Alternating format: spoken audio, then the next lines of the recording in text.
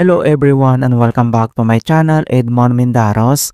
And for today's quick tutorial guys, and I'm going to show you on how to uninstall Clipchamp on your Windows 10 or Windows 11 computer.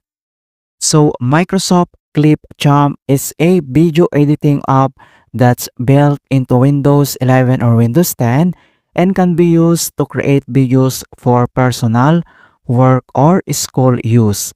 And then if you want to uninstall or remove from your Windows, and then I'll show you a quick method.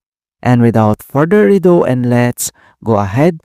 So all you have to do is to open up on a search menu. And dito sa search for apps, so kailangan mo lang i-type dito yung programs.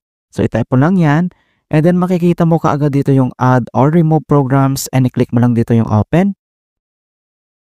And dito lang sa install apps at dito sa search app, so click mo lang yan. And then kailangan mo lang i-type dito yung Clipchamp. Ayan. And then makikita mo kaagad dito yung Microsoft Clipchamp kung paano ba ito i-uninstall. So dito lang sa right side makikita mo dito yung tatlong dots. So i-click mo lang yan. And then kailangan mo lang i-click dito yung uninstall.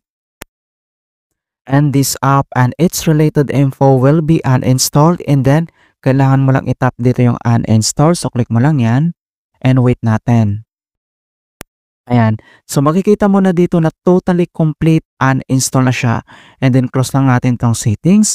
At dito lang sa start menu and kailangan mo lang mag-restart. Okay, click mo lang yan. Alright, so ganoon lang po kasimple on how to uninstall Microsoft Clipchamp in Windows 10 or Windows 11. And please don't forget to like this video, subscribe to my channel for more quality content. Thank you guys and see you in my next tutorial.